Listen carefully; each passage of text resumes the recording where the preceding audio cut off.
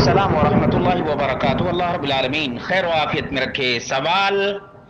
بجلی کے کڑک اور گرج کے سلسلے میں تھا کہ یہ بجلی گرتی ہے تو کسی کی جان لے لیتی ہے، تو اس کی حقیقت کیا ہے؟ اس سلسلے میں مختلف آراء ہیں۔ تو اس سلسلے میں نبی مکرم صلی اللہ علیہ وسلم نے فرمایا الرعد ملک من الملائکہ، رعد بجلی کی کڑک یہ فرشتوں میں سے ایک فرشتے کا کام ہے، جس کا فریضہ اور جس کی ڈیوٹی یہ ہے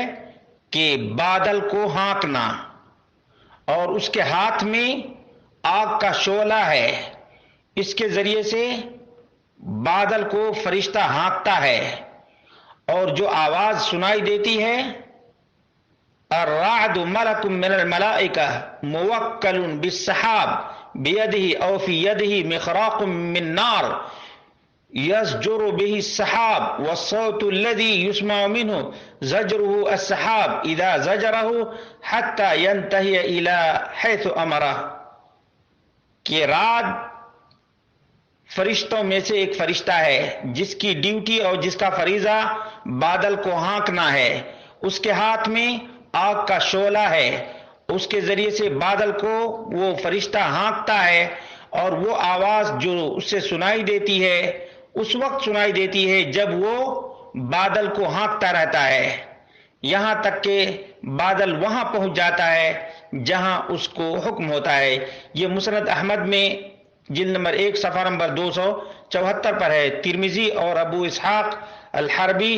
نے غریب الحدیث میں اس کو ذکر کیا ہے۔ طبرانی کبیر میں حدیث نمبر 12429 ہے، اور سلسلۃ الاحادیث الصحیحہ میں بھی جلد نمبر 4 صفحہ نمبر 492 پر ہے، اور شیخ احمد شاکر نے مسند احمد میں حدیث نمبر 2483 پر صحیح کہا ہے، اور شیخ ناصر الدین البانی نے بھی جلد نمبر 4 صفحہ نمبر 492 پر اور صحیح الجامع میں حدیث نمبر 3553 پر صحیح قرار دیا ہے۔ عن ابن عباس رضی اللہ عنہ الرعد ملک من الملائکہ اللہ موکل بالسحاب معه مخارق من نار یسوق به السحاب حیث شاء اللہ۔ یہ ترمذی کی روایت ہے، شیخ ناصر الدین البانی نے اس کو حسن قرار دیا ہے صحیح الجامع کے اندر حدیث نمبر 3553 میں۔ معلوم یہ ہوا کہ رعد بجلی کی کڑک وہ فرشتے کی آواز ہے، اور وہ فرشتہ ہے جو فرشتوں میں سے ایک ہے جس کی ڈیوٹی ہے بادل کو ہانکنا، اور اس کے ساتھ آگ کا شعلہ رہتا ہے، اسی شعلے کے ذریعے سے بادل کو ہانکتا رہتا ہے جہاں اللہ تبارک و تعالیٰ چاہتا ہے۔ معلوم یہ ہوا کہ یہ اللہ رب العالمین کے حکم سے فرشتہ بادل کو ہانکتا ہے، اور فرشتہ کے ہاتھ میں جو شعلہ ہوتا ہے اس شعلے کے ذریعے سے، یا آگ کا کوڑا ہوتا ہے اس کوڑے کے ذریعے سے جب بادل کو ہانکتا ہے تو وہ بادل کو، اور پھر وہ بادل نیچے جل کر کے گرتا ہے، اور اسی سے درخت جل جاتا ہے، کبھی آدمی جل جاتا ہے اور کبھی جانور جل جاتا ہے۔ تو یہ اللہ تبارک و تعالیٰ کی حکمت ہے۔ اللہ رب العالمین سے دعا کرتے ہیں کہ اللہ رب العالمین ہمیں اپنی رحمت کے سائے میں رکھے، اور تمام تر عذاب سے، چاہے دنیاوی عذاب ہو یا اخروی عذاب ہو، تمام عذاب سے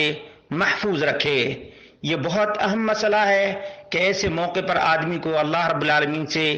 دعائیں کرنا چاہیے، دعائیں کرنا چاہیے اللہ رب العالمین سے۔